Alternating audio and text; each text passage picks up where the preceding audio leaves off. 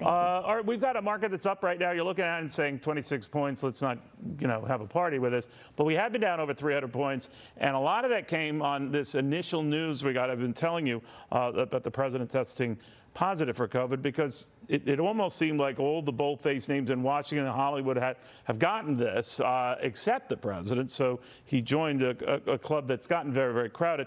Scott Martin on the reaction to all of this. Scott, I guess if this condition were a lot worse or there'd be a lot more worrisome signs, we wouldn't see the numbers we're seeing. But what do you think?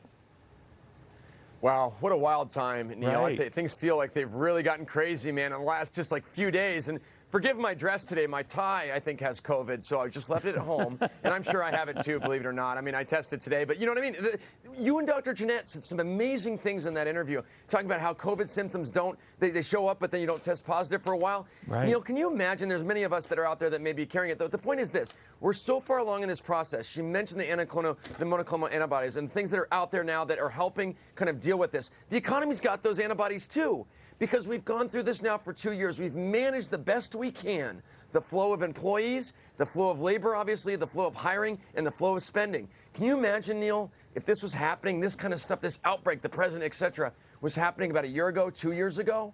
We'd be down 1,000 points, No, 1,500. you're right. I do worry, though, we rallied 400 points already. No, you're quite right, Scott. And I'm not one to be an alarmist at all.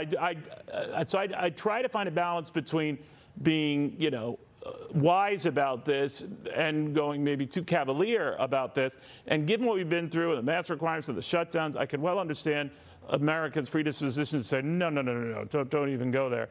But if this were to escalate, as we're seeing in Europe and the United States, albeit escalating in cases, not severity, but it is picking up steam. If, and I'm saying if, my friend, this were to really gain some traction again, or any one of these new variants proves unstoppable with existing treatments, then what? I think it's kind of no muss, no fuss, man. I think this has become part of our fabric, both in the markets, the economy, and our lives. It's scary to think about, but it's also something to, in a way, be kind of proud of it. I mean, we're getting through this the best we can, and I am not a doctor. I don't play one on TV.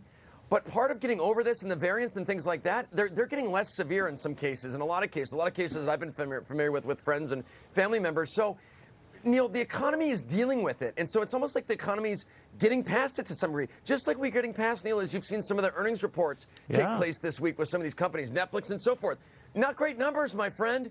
But what's happening? These stocks are rallying because they've already guided down. The sellers are already gone. And so the market got so nasty, so bad. It got, as we've said before to each other, it got so dark before dawn that things are going to be okay. It's going to be a struggle. I mean, if resurges, to your point, there'll be people out of work. Restaurants may be closed because of staff and things.